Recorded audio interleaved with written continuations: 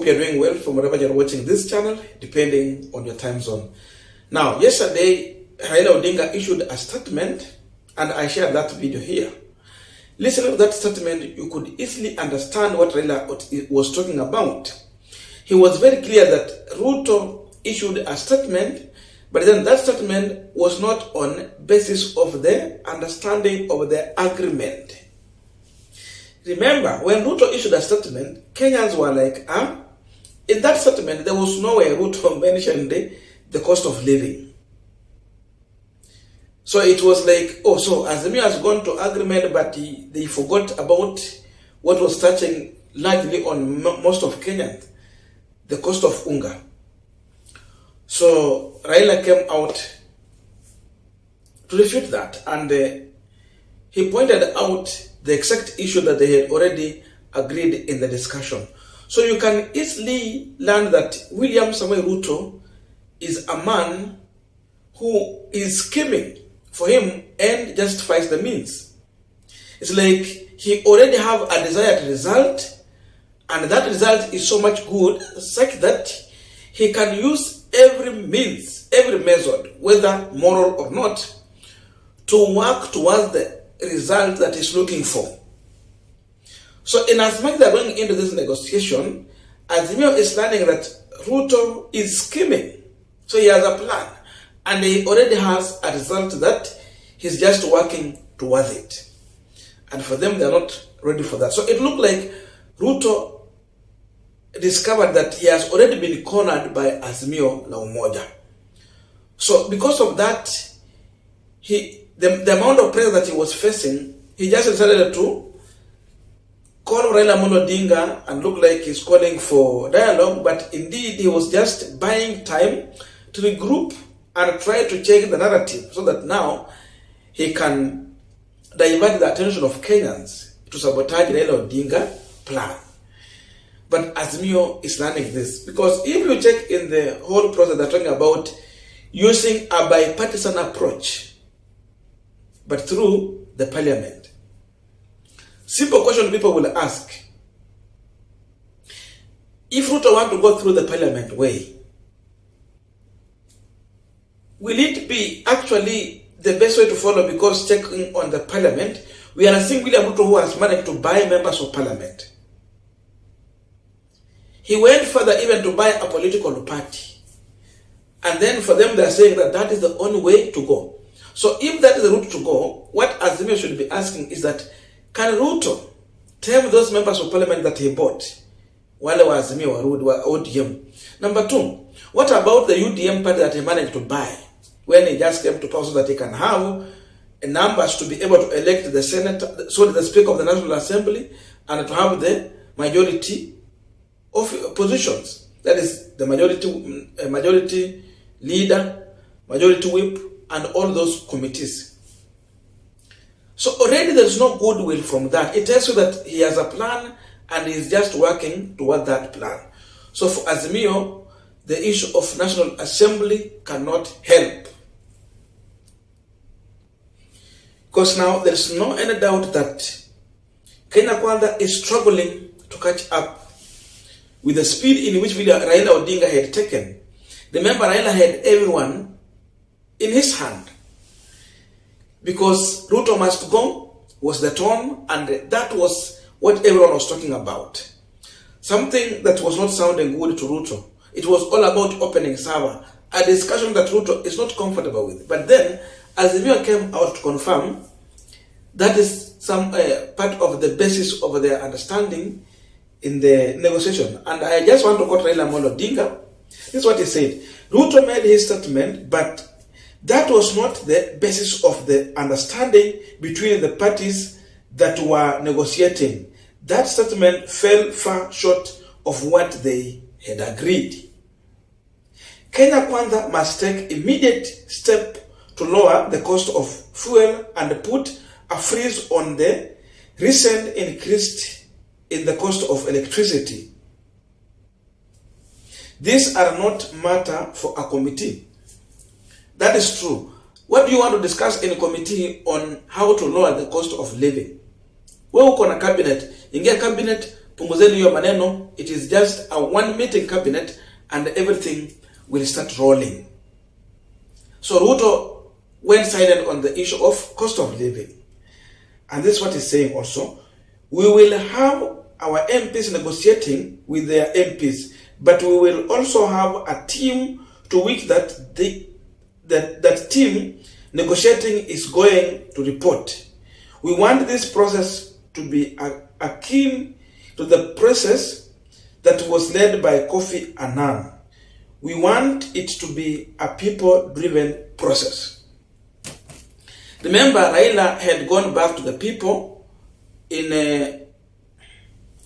what we refer to as mass action. So he wants the process to be people-driven, but not through the parliament, whereby someone has proved that he is capable of buying all members of parliament. So the discussion has to change. So it means Azimio is taking another trajectory going forward. And Mutahi Ngunyi has a message for William Ruto. This is what he's telling Ruto. Give Raila an inch, he will take a mile. Now he wants the bipartisan dialogue to be like the Kofi Annan talks of 2008. Dear Ruto, do you have a plan, or should the plan be not an inch more, not an inch less? You are back to the drawing board, my friend. It is true. If Ruto had already a predetermined decision, it will not work into this negotiation if indeed they have to consider to continue having a ceasefire in this dialogue. It will not work because already Azimio have started very clear how they are going to go way forward. That tells you that if Ruto will refuse to agree in this manner, then there is no way Raila will allow Ruto to have the highway. Because it's like Ruto is a man who wants just either his way or the highway. But Raila is here to negotiate. We have to agree going forward. This is what I would prefer it to be, and he has its own reasons. You cannot trust the parliament. Akina Jalango walienda wapi? Where is the UDM part? If Ruto want to say that they want to follow the law, the question is, when he was forming his government, was he following the law? From the word go in the National Assembly, in the Senate also. He went further to buy UDM party with 9 members of parliament, a senator and a governor. Remember, UDM was just supposed to change after 6 months. That's when they were supposed to resign from the Azimio and then go into a post-election agreement. It did not happen. Why is he talking about following the law? Did he follow the law even when he was forming his government? The answer is no. So Raila has a reason. And to prove you that William Ruto has a predetermined position, you just go and check on Malala's letter. His response. It tells you everything. And from here I can tell you, it is easy for people to go back to the street. It's like Ruto is not planning even to lower the cost of living, and this server ni kama haina mpango ya kufunguliwa. Remember, up to now, Raila is yet to recognize Ruto as the president. He's referring to him as Mr. William Ruto. This is what Malala is saying, and this is just UDA, not even the Kenya Kwanza. Honorable Raila Odinga, in his statement, has confirmed our worst fear that maandamano was, in fact, not genuine from the onset, but a blatant thirst and hunger for power through the back door.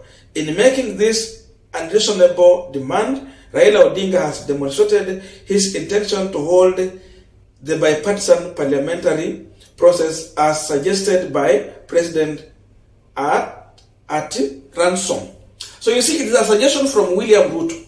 Remember, 2 people are negotiating. Why is it that it is only William Ruto's suggestion that Raila has to accept? Never. It cannot work that way, Malala. It is in this regard that we call upon Honorable Raila Odinga to recognize that there is a legitimate government in Kenya delivering the promises made to... What promises is Ruto actually delivering? Sure. Delivering promises made to who, when, and where, and how. delivering promises made to electorate and implementing its pre-election agenda. He should not mistake the president's olive branch in this holy month as a sign of coward. Between Raila and Ruto, who is coward? Who reached out to the other?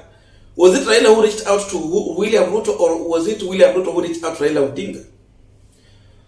Formation of anybody not legal recognized by the constitution or statutes law amount to living in utopia.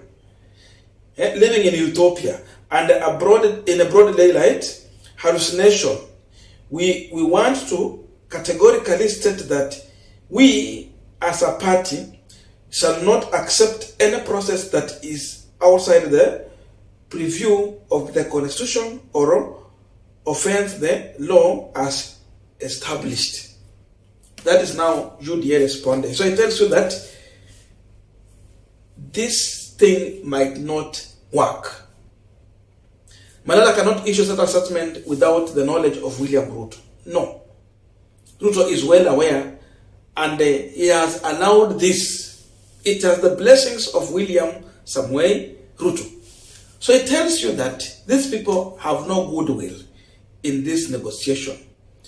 And the simple issue here is that wanaumia sana wakati Raila anasema kwamba fungueni server, because opening server is part of that agenda. Ruto is only agreeing to the issue of IBC and unlawful arrest. That's why he was very quick to go and release those people who were unlawfully arrested. Hizo kesi zimetupiliwa mbali na DPP. Why is it that he's not comfortable with the discussion about opening server? It tells you one thing. There is a reason why Ruto is worried. Server will expose these people.